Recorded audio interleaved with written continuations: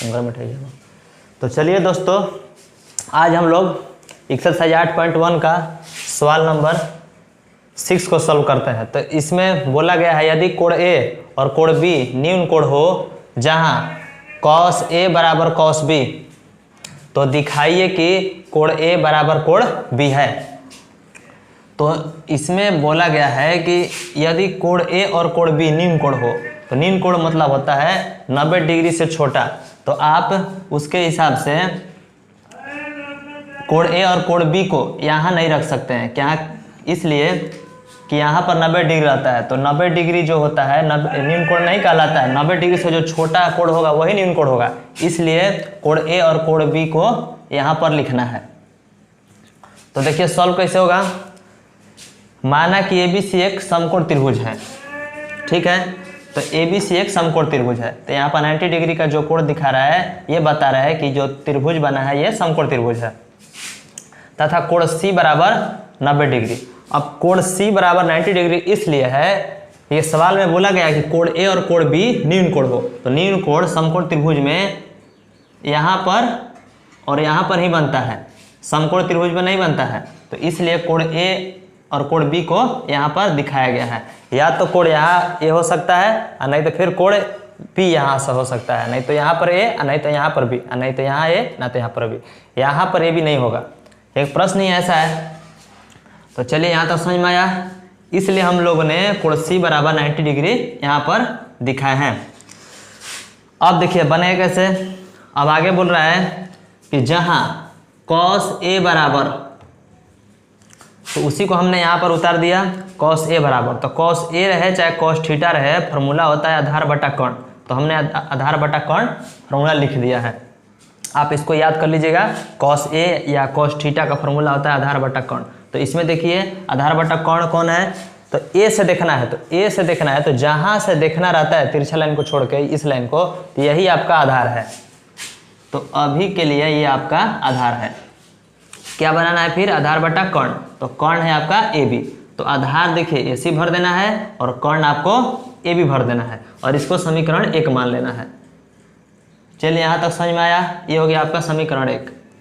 अब आगे देखिए फिर बोला गया है कि cos B, तो आप यहाँ पर फिर cos B लिखिएगा। तो cos B रहे चाहे cos A रहे चाहे cos थीटा रहे, आपको आधार बटा कर्ण ही लिखना है। यहाँ cos A का मतलब कोण दिखा रहा है, cos B बराबर कोण B दिखा रहा है। अगर थीटा भी रहता तो थीटा भी कोण ही को ही दर्शाता है। तो देखिए फॉर्मूला लिख दिए आधार बटा कर्ण। तो ये आपका हो गया, कहाँ से देखना है? B से। तो B से देखिएगा तो ये आधार है आपका। तो जहाँ से देखना रहता है वही आधार होता है, आपको ये बात याद रखना है। तो ये हो गया आधार। तो आधार हमने भर दिया BC। फिर क्या भरना है? कर्ण। तो कर्ण है AB। कर्ण कभी चेंज नहीं होता है, तो यहाँ पर हमने AB लिख दिया। ये हो गया समीकरण 2। अब आगे बोला है कि सवाल ने बोला था कि cos A बराबर cos B, मतलब दोनों आपस में बराबर थे। इसलिए हमने समीकरण 1 और 2 को आपस में बराबर रख दिया है। तो देखिए समीकरण 1 में हमें प्राप्त हुआ था AC बटा में AB। तो AC बटा AB यहाँ लिख दिए, फिर बराबर का बराबर, फिर BC बटा में AB। तो यहाँ हमने BC बटा AB लिख दिया। बराबर इसलिए है लेकिन सवाल में ही बोला कि दोनों आपस में बराबर है। तो cos A का मान ये आया है, cos B का मान ये आया। तो समीकरण एक दूसरे आपस में बराबर दिखाया गया है। अब देखते हैं इसमें क्या होता है। तो देखिए AB और AB आपस में बराबर है, तो यहाँ पर ये खत्म हो जाएगा। तो बचा आपके पास AC बराबर AB। कहने का मतलब है कि जितना AC होगा उतना ही BC दिया गया है।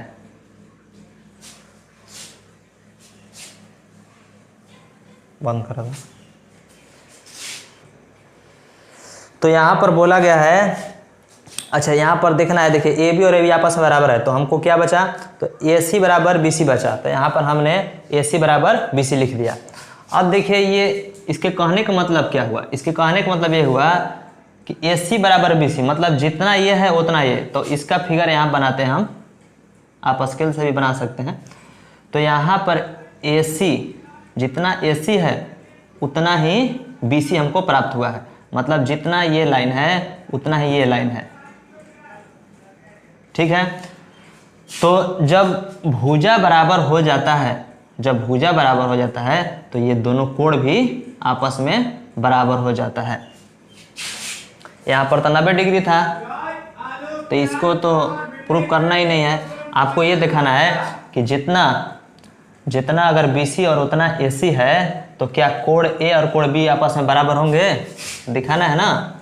तो समझ लीजिए कि जब दो ठो भुजा बराबर हो जाता है तो आपस में उनका कोण भी बराबर हो जाता है। ये बात आपको याद रखना है कि जब दो भुजाएं आपस में बराबर होती हैं तो उनके कोण भी आपस में बराबर होते हैं। तो यहाँ पर हमने यहाँ पर दिखाया है हम लोगों ने कि AC बराबर BC हमको प्राप्त हुआ है। AC बराबर BC मतलब ये कोण, ये भुजा और ये भुजा आपस में बराबर हो गए। तो जब बराबर हो गए तो इसका कोण A और ये कोण B दोनों आपस में बराबर हो जाएंगे। तो इसलिए कोण A बराबर कोण B साबित हुआ। यही आपको प्रूफ करना था। तो ये साबित हो गया आपका, ये हो गया आंसर।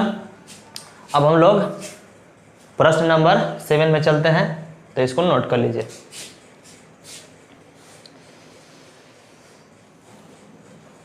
तो चलिए अब हम लोग प्रश्न नंबर 7 को सॉल्व करते हैं। तो प्रश्न नंबर 7 में बोल रहा है कि यदि cot थीटा बराबर 7/8 हो, 7/8 हो, ये थीटा है, थीटा मतलब कोण होता है, थीटा एगो शब्द हो, जैसे ABCD होता है ना अक्षर, उसी तरह से थीटा भी एगो शब्द है।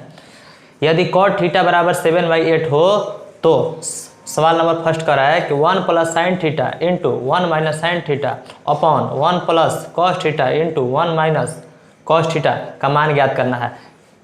आपको इसको सॉल्व करना है और ये इसको भी सॉल्व करना है। तो सबसे पहले इसको सॉल्व करते हैं, उसको थोड़ा देर बाद सॉल्व करते हैं। तो इसको सॉल्व करने के लिए सबसे पहले आपको हल में लिखना है, माना कि ABC एक समकोण त्रिभुज बना लेना है। तो हमने यहाँ पर ABC एक समकोण त्रिभुज बना लिया और ये समकोण का चिन्ह दिखा दिया इसमें, जिसमें कोण B बराबर 90 डिग्री। तो कोण B बराबर 90 डिग्री। अब देखिए इसमें सबसे पहले इसमें दिया है cot थीटा बराबर 7/8, तो इसी के हिसाब से हम लोग चलेंगे। तो cot थीटा का फॉर्मूला होता है आधार बटा में लंब। तो थीटा या तो आप यहाँ रख सकते हैं और नहीं तो यहाँ। अगर यहाँ थीटा रखिएगा तो ये आपका आधार होगा और ये लंब होगा, और नहीं तो यहाँ थीटा रखिएगा तो ये आधार होगा और ये लंब होगा। लेकिन यहाँ पर थीटा नहीं रखना है, क्योंकि थीटा का जब यहाँ पर 90 डिग्री पहले से ही है, तो या तो यहाँ थीटा रखिएगा और नहीं तो यहाँ थीटा रखिएगा। तो चलिए हम सुविधा के लिए यहाँ पर थीटा रख देते हैं। तो जब यहाँ थीटा रखिएगा तो ये हो गया आपके पास लंब और ये हो गया आधार। तो cot थीटा फॉर्मूला होता है आधार बटा लंब। ये फॉर्मूला कभी चेंज नहीं होगा, आपको याद रखना है cot थीटा बराबर आधार बटा लंब। तो इसके हिसाब से देखिएगा आधार, तो आधार हो गया आपके पास BC और लंब हो गया AB। तो देखिए BC के जगह पर हम लोग 7 भर देते हैं, क्योंकि सवाल में दिया हुआ है। तो 7 भर दिया हम लोगों ने। फिर क्या भरना है AB, तो AB इसमें हमने लोगों ने 8 भर दिया, क्योंकि सवाल में दिया था 8। चलिए यहाँ तक समझ में आया। अब उसके बाद एक पाइथागोरस प्रमेय का फॉर्मूला होता है कर्ण स्क्वायर बराबर लंब स्क्वायर प्लस आधार स्क्वायर। तो इसमें आपको कर्ण स्क्वायर लंब स्क्वायर आधार स्क्वायर नहीं लिखना है, सीधा भाषा में आपको AC स्क्वायर बराबर AB square plus BC square. कहने का मतलब है ये जो कर्ण है इसको इधर लिखना है और इसमें से आप इसको पहले लिखिए चाहे इसको बाद में लिखिए, कोई फर्क नहीं पड़ेगा। तो AC स्क्वायर बराबर हमने सबसे पहले AB होल स्क्वायर लिखे, फिर अब यहाँ पर BC होल स्क्वायर लिख दिया। अब देखिए मान भरते हैं। तो AC तो इसमें दिया नहीं है, तो AC का हम लोगों ने छोड़ दिया, बराबर बराबर AB। तो देखिए AB का मान है 8, तो हम लोगों ने 8 भर दिया, स्क्वायर का स्क्वायर, प्लस का प्लस लिखिए। फिर BC, तो BC की जगह पर देखिए 7 है तो 7 भर दीजिए और स्क्वायर का स्क्वायर रहने दीजिए।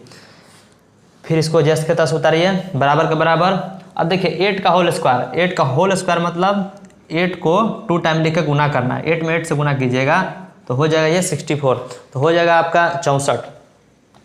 तो वही हम लोगों ने यहाँ पर लिखा है 64, प्लस के प्लस 7 का होल स्क्वायर कीजिएगा तो आ जाएगा 49, ये हो गया 49 आपका। यहाँ तक बात समझ में आया। फिर आगे देखिए इसको ऐसे लिख दीजिए, बराबर के बराबर। अब इसको जब जोड़िएगा तो 113 आ जाएगा। तो जब इसको जोड़ दिया हम लोगों ने तो 113 प्राप्त हुआ। फिर आगे देखिए अब क्या करना है, यहाँ से स्क्वायर हटाना है। तो जब यहाँ से स्क्वायर हटेगा तो यहाँ पर तो कुछ नहीं बचेगा, लेकिन स्क्वायर गया कहाँ, तो ये बराबर किधर ट्रांसफर होगा। तो जब बराबर किधर ट्रांसफर होगा तो स्क्वायर में तो ये रूट में आ जाता है। ये बात आप याद रखिएगा, स्क्वायर से जब उधर जाएगा तो रूट में आ जाएगा। चलिए यहाँ तक हो गया। अब इसके बाद इसको हम लोग यहाँ भर देते हैं। तो हम लोगों ने यहाँ पर भर दिया।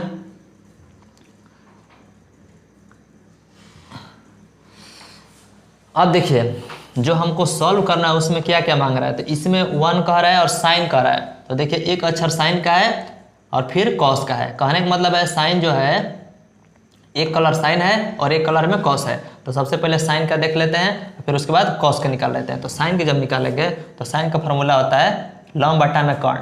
कहाँ से, तो थीटा से। तो यहाँ से देखना है, तो ये हो गया लंब, ये हो गया आधार और ये हो गया कर्ण। तो उसके हिसाब से भर दीजिए। तो लंब क्या है आपके पास ए बी, तो ए बी का मान भर दिया हम लोगों ने 8। ठीक है, फिर ए सी भरना है, तो ए सी अंडर रूट में 113 भर दिया। फिर आगे देखिए कॉस थीटा फॉर्मूला होता है आधार बटा में कर्ण। तो आधार आपके पास बी सी है, तो बी सी का मान 7 और कर्ण क्या है, तो अंडर रूट में 113 है। यहाँ तक जब काम हो जाएगा तब आगे देखिए पहला सवाल इसको सॉल्व करते हैं। तो इसको 10 के 10 यहाँ पर उतार लीजिए, उतार दिया हम लोगों ने। अब देखिए यहाँ पर 1 पहले से भरा हुआ था, यहाँ भी 1 था, तो हम लोग भी यहाँ भी 1 ही लिखेंगे, फिर प्लस का प्लस लिखेंगे। तो देखिए ये 1 का 1 लिखा गया, फिर प्लस का प्लस लिखिए। अब साइन थीटा, तो साइन थीटा का मान हमने यहाँ पर निकाला है 8 बटा में अंडर रूट 113। तो यहाँ जो साइन थीटा है उसके जगह पर 8 बटा में रूट में 113 भर दीजिए, फिर इंटू यहाँ ब्रैकेट बंद कर दीजिए, फिर 1 का 1 लिखिए, फिर माइनस के माइनस, फिर देखिए साइन थीटा आ गया। तो फिर साइन थीटा का मान देखिए यहाँ पर है, मतलब जितना बार साइन थीटा कहेगा यही लिखना है आपको। तो फिर साइन थीटा कहा तो यहाँ पर भर दीजिएगा। तो यहाँ भर दिया गया। अब नीचे चलते हैं, तो इसमें देखिए 1 का 1 लिखिए, प्लस के प्लस कॉस थीटा। तो कॉस थीटा का मान देखिए यहाँ पर निकाला गया है। तो फिर इसको यहाँ पर भर दीजिए, यहाँ पर है ये 1 का 1 रख दीजिए और इसके जगह पे यहाँ भर दीजिए, फिर 1 का 1, फिर देखिए फिर कॉस थीटा, तो फिर कॉस थीटा का यहाँ मान भर देना है। ये हो गया। अब इसके बाद देखिए ये कहाँ से आया, तो कहने का मतलब है कि जब ऐसे फार्मूला होता है, आप लोगों ने पढ़ा हुआ 9th क्लास में, जब एक बार प्लस में और एक बार माइनस में होता है तो ए स्क्वायर माइनस बी स्क्वायर का फार्मूला बनता है। मतलब ए प्लस बी इंटू ए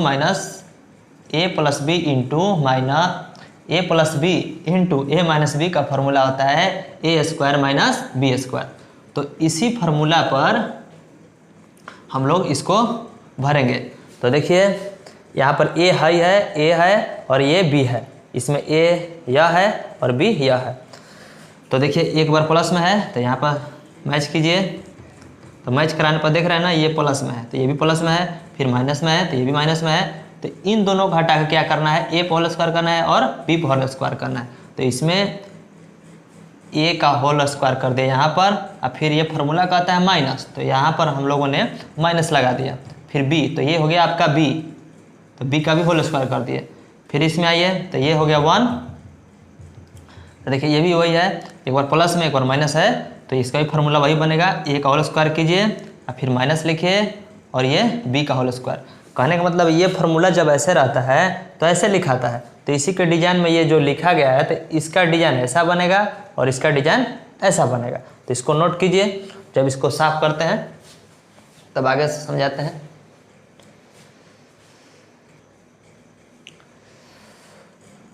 तो चलिए यहाँ तक तो बात समझ में आ गया कि कैसे लिखा गया है, तो ये फार्मूला पर बनाया गया है। अब इसका देखिए आगे सॉल्व कैसे होगा। तो यहाँ बोल रहे हैं 1 का होल स्क्वायर, तो 1 का होल स्क्वायर मतलब होता है 1 में 1 से गुना करना। तो 1 में 1 से गुना कीजिएगा तो 1 आ जाएगा, तो 1 यहाँ हमने भर दिया है। फिर लिखा है माइनस, तो यहाँ पर हम लोगों ने माइनस भर दिया। अब देखिए इसको सॉल्व करना है, तो इसको सॉल्व करने के लिए ऐसे पहले लिख लीजिए इसको, ठीक है। होल स्क्वायर दिया है तो होल स्क्वायर कर लीजिए, 8 को 2 बार लिखिएगा। तो जब 8 को 2 बार लिख देंगे ऐसे, और फिर इसको भी 2 बार लिख दीजिए,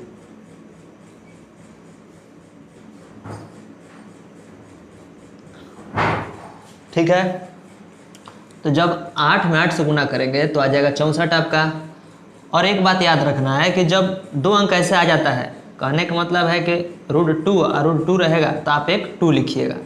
उसी प्रकार से अगर √3 और गुने √3 रहेगा तो आपको सिर्फ 3 लिखना है। चाहे ऐसे भी हो सकता है कि √a और गुने √a रहे तो आपको सिर्फ a लिखना है, मतलब अंदर वाला अंक आपको सिर्फ खाली छोड़ देना है। तो उसी के हिसाब से देखिए, जब जो होल स्क्वायर कर रहा है 8 का 2 बार लिख दिए, और ये इसको भी कह रहा है 2 टाइम लिखिए, तो इसको भी हम लोगों ने 2 बार लिख दिया। तो जब इस एक जैसा है और 2 ठो रूट आ जाएगा तो आपको सिर्फ 113 लिखना है, रूट नहीं लिखना है। ये नियम याद रखना है, हमेशा ये फॉलो करना है। तो इसको हम लोग यहाँ पर लिख दिए 64/113। तो ये तो हो गया, ये हो गया। अब आगे देखिए, फिर 1 का होल स्क्वायर कर रहा है, ये बट्टा है तो आप यहाँ पर बट्टा लगा लीजिएगा, यहाँ तक है। फिर 1 का होल स्क्वायर, तो 1 में 1 से जब गुना कीजिएगा तो सिर्फ 1 आएगा, तो यहाँ पर हम लोगों ने 1 भर दिया। फिर माइनस का माइनस लिखिए। फिर देखिए इसको सॉल्व करना है, इसको जब सॉल्व करना है 7 अंडर रूट में 113, फिर वही बात है, स्क्वायर है तो 7 को 2 टाइम लिखिए और फिर इसको भी 2 टाइम लिखिए। तो 2 टाइम हम लोगों ने लिख दिया। तो 7 में जब 7 से गुना कीजिएगा तो 49 आ जाएगा और रूट 113 और रूट 113 आएगा, तो सिर्फ आपको 113 लिखना है, रूट नहीं लिखना है, ये नियम होता है, याद रखिएगा। तो इसको आप यहाँ पर भर दीजिए। तो देखिए हम लोगों ने यहाँ पर इसको भी भर दिया, इसको सॉल्व करके ये मिला तो हम लोगों ने यहाँ पर भर दिया। ठीक है, अब आगे बढ़ते हैं। यहाँ तक बात समझ में आ गया। अब देखिए यहाँ से आपको बाटा पर जोड़ बनाना, घटाव बनाना है। तो बाटा पर घटाव बनाने के लिए या तो आप यहाँ 1 डाल के इन दोनों कैल्शियम 113 ले लीजिएगा, और नहीं तो फिर इसमें डायरेक्ट गुना कर लीजिएगा। तो इसके साथ डायरेक्ट गुना कीजिएगा तो 113 आ जाएगा, माइनस के माइनस और 64 के 64, और जो बट्टा में है उसको ऐसे ही छोड़ दीजिए। ठीक है, फिर आगे देखिए, ये बट्टा का फिर ये बड़ा बट्टा लिख दीजिए। अब इसमें इससे गुना कीजिएगा तो आ जाएगा 113, फिर माइनस के माइनस, फिर 49 को 49, और फिर इसको जस के तस छोड़ दीजिए। नहीं तो अपने सुविधा के लिए 1 डाल के बट्टा पर घटाव बना सकते हैं। तो चलिए यहाँ तक बात समझ में आ गया आपका। अब आगे देखिए, जब 113 में से 64 घटाइएगा तो आपको मिलेगा 49 और 113 के 113, फिर ये बट्टा के चिन्ह लिख दीजिए। 113 में से 49 घटाइएगा तो 64 आ जाएगा, और फिर 113 के 13 लिख दीजिए। आपको इसमें याद रखना है कि मेन लाइन कौन है, तो ये मेन लाइन था आपका। तो यहाँ पर हम लोगों ने मेन लाइन लिखा है और मेन लाइन के सामने आपको बराबर का चिन्ह लिखना है। अब देखिए ये सॉल्व कैसे होगा। तो सबसे पहले देखिए ये 2 अंक है, इसको यहाँ पर लिख दिया जाएगा, जस के तस लिख दिए। अब देखिए ये जो लाइन है ये भागा का चिन्ह है, तो भागा का चिन्ह जो कि नीचे जो 2 अंक आता है अगर उसको पलट दीजिएगा तो ये गुना का चिन्ह बन जाता है। तो देखिए हमने 113 बटा में यहाँ पर लिखा है 64/113, तो हमने यहाँ पर लिखा है 113 बटा में 64, मतलब इसको पलट दिया। तो जब पलट देंगे तो ये जो आपका बट्टा का चिन्ह है ये गुना का चिन्ह हो जाता है। इस बात को याद रखिएगा हमेशा, ये ऐसे ही रूल है एक ठो कि जब इसको पलटेंगे तो ये गुना का चिन्ह लिखाता है, तो जब इसको पलट दिए तो ये गुना का चिन्ह हो गया। ठीक है, फिर 113 से 113 कटा दीजिए और ये आपके आ गया, बचेगा ऊपर 49, नीचे बचेगा 64। तो ये बात समझ में आ गया होगा आपको। अब हम लोग सवाल नंबर 7 का सवाल नंबर 2 सॉल्व करते हैं। तो इसको अच्छा से नोट कर लीजिए, मार्क करता हूँ।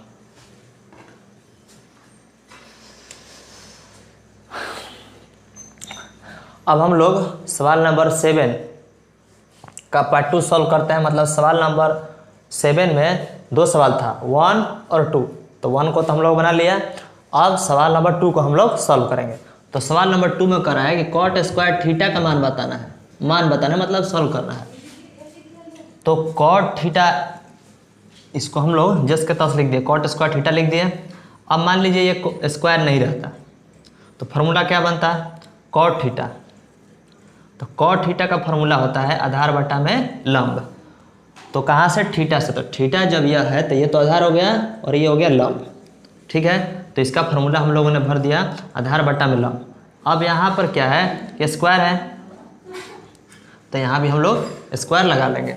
अब आगे बढ़ते हैं। तो देखिए आधार भरना है, तो आधार आपके पास BC है तो BC भर दिए। फिर लंब भरना है, तो लंब आपके पास AB है। BC की जगह पर देखिए 7 भर दीजिए, AB की जगह पर 8 भर देंगे। फिर उसके बाद 7 का होल स्क्वायर और 8 का होल स्क्वायर।